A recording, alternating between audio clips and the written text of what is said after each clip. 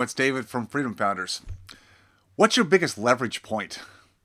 Leverage is a word that's thrown around a lot of the time in terms of finances, for example. One knows that they can leverage financially to acquire assets, such as a house. You can buy a car, you can buy appliances, you can buy a business, you can buy a practice and equipment if you leverage through the use of other people's money. In many cases, that's institutional bank money, right? That's a form of leverage.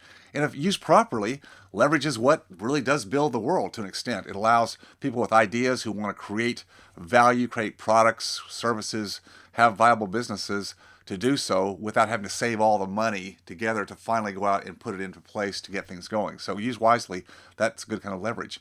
But there's other parts of leverage that typically entrepreneurs aren't very good at. And I speak from experience, my own experience. That leverage is leveraging other people, other human capital is what I call it.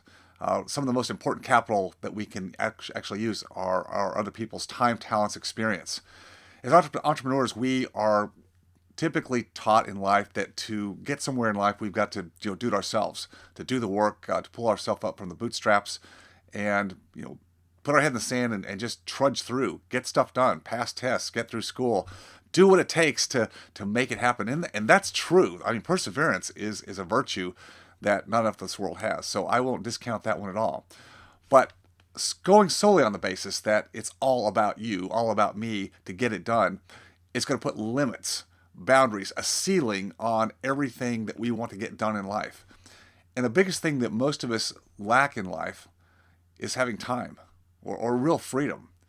Certainly you have to go through life and sacrifice early on and put more of your time and effort behind whatever you do because you don't have a lot of capital yet. You haven't got a proven business yet. You've got to actually do the work, wear many hats, spin a lot of plates. But the faster you can move away from that model, the sacrifice model, into a model where you're leveraging other people, other human capital, the faster you'll grow.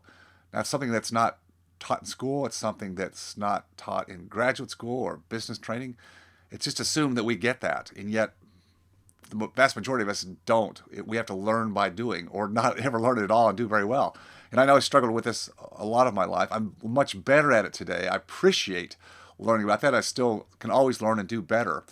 But a key leverage point for me in my life is having an executive assistant. Could be a personal assistant, a virtual assistant. They all have similar aspects to them. A personal assistant is probably somebody who interfaces with you live in an office setting on a regular basis, either every day or some days a week. They actually come in to your physical setting and do work, file work, whatever it is. A virtual assistant, somebody who typically you wouldn't see live on a regular basis, could be somebody anywhere in the world today with virtual technology who is also accessing the internet and organizing your life, your calendar, your schedule, files, helping with communications.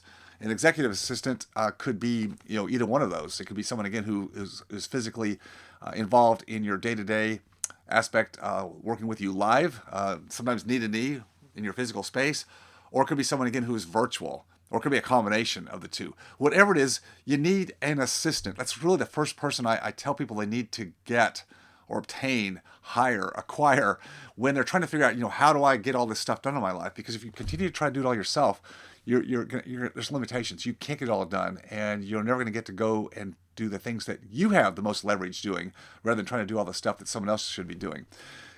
It's hard to let go as an entrepreneur. It's hard to delegate. We're not good at it. We don't really know how to do it. We don't even know how to find that right person.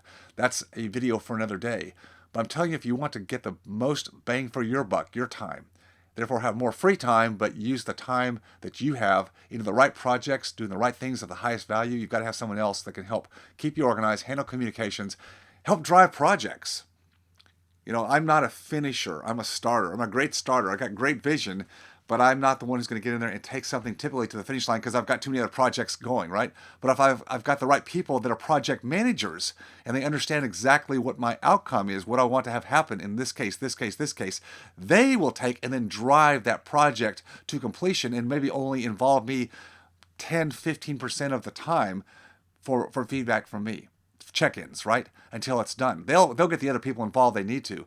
If I have to manage all that, I'm going to get very little done. I'll be frustrated. My time's used up. I don't have any freedom.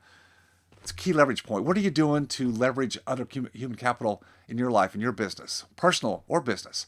Both need help there. Give something up. Learn to delegate. It's not a cost if you're investing in investments, in this case, people, humans, that actually give you a great return on what you're investing in them. And if you hire the right people and you empower them with your leadership that you can learn to do better, it's going to even give you more return on your investment. So think about that. If you're not sure how to do it, get some help. Get some leadership help. It's a really, really smart thing to do, and not enough of us do it. And we don't do it until we get further off on in life, and we have to figure out why it's taken so long to get there. It's kind of my story, but I'm trying to help those of you who are maybe struggling where I was, not so many years ago. Move the needle. Take some risk. If it doesn't work out the first time, don't quit. Don't give up. It's got to be something you try and test, and you'll find that it will work if you just stay persistent. That's my tip for today. Remember, always stay focused on your freedom. I'll see you next time.